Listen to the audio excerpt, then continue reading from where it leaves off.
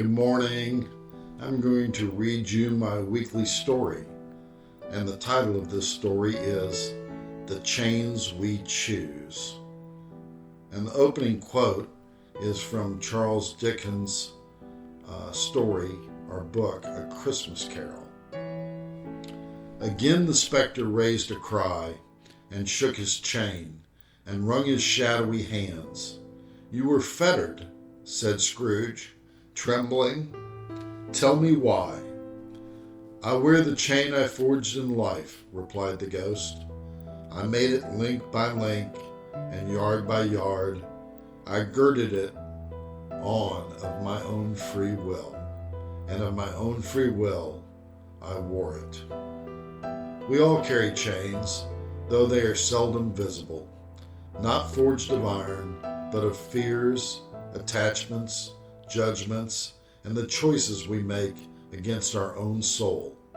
Each link is small, almost unnoticeable, a single compromise, a moment of forgetting our divinity. Yet over time, they grow heavy. The miracle is that the same hands that fastened them hold the key to release.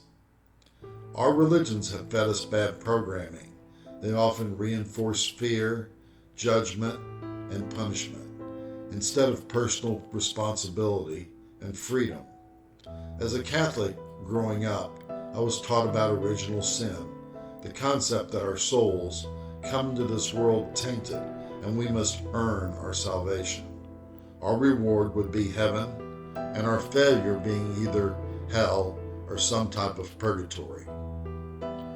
Christianity has been around for over 2,000 years, and its original goal was to codify Jesus' teachings. But all prophets embody their teachings. Prophets are their teachings. Religion is man's way of trying to build a set of rules around a deep and wise philosophy. A deep and wise philosophy is hard to codify. We can embody it, but it's hard to build into a religious structure. And these religious infrastructures are built and perpetuated by imperfect men that have ego, fear, greed, and often desire power. So those characteristics creep in and become inherent even in a well-meant religious structure. This is not a condemnation of religion, but with clarity, we should look at what we have been taught and how we choose to participate. Religion in its highest form can point us to God, and in its lowest form is misleading and misdirects us. It may be time to look at the false chains we have agreed to. So what if the divine created each of us as a soul, an individuation of itself, a soul purposely created to become a companion with the Creator, a soul created out of God, in God's image, to be a companion with the all in her universe, her one song. Not about fear, not about worship, but to be one with, to create with in harmony and goodness. And as a soul learning how to co-create with God, it would only be through a thought process of personal experiences, one choice leading to another, and then another, and then another, that God's companions could gain their own individuality, truly being a part of Him, and yet individuals in their own right. Once they have discovered their individuality, they would once again return in consciousness to be His companions and co-creators. And therefore, we would have to have free will.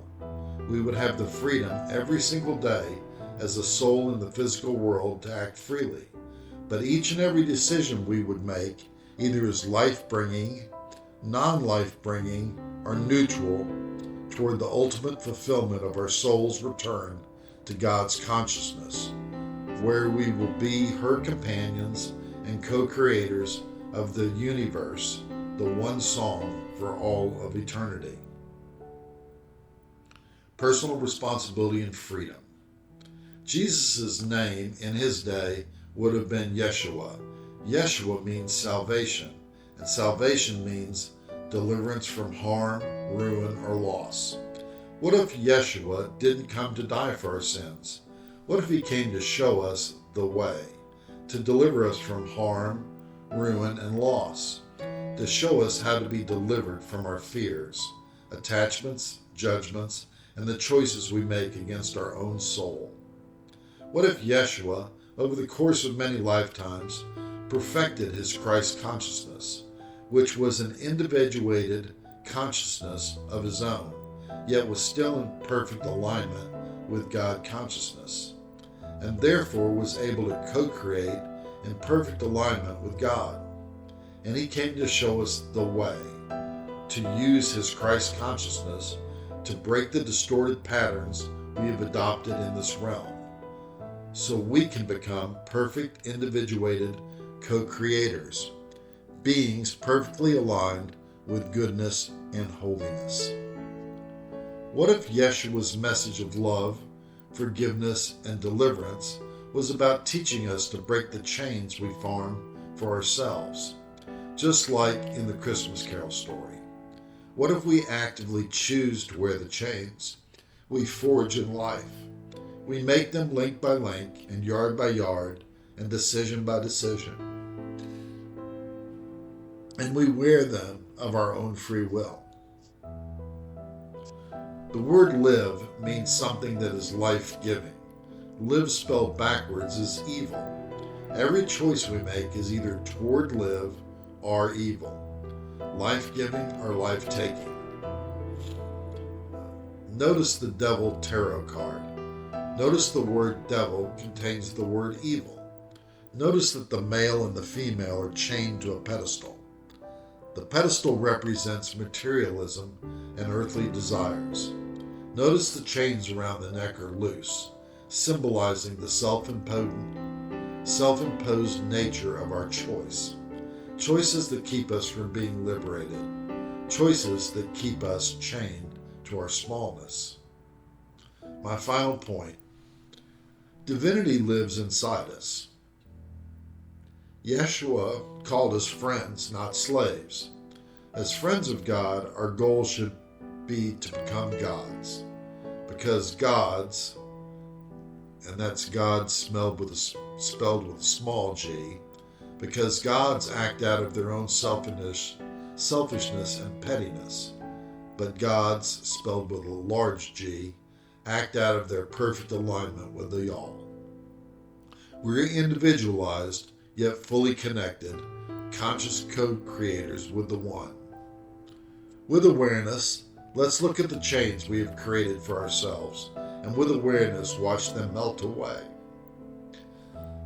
Let's adopt Christ consciousness. Let's liberate ourselves so we will never know fear.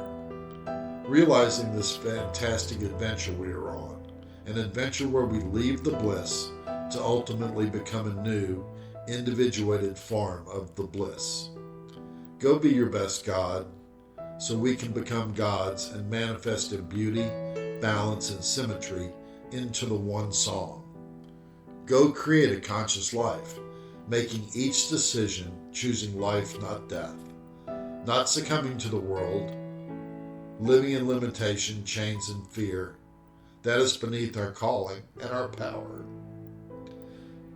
Liberation is our true inheritance, claimed through daily decisions to love.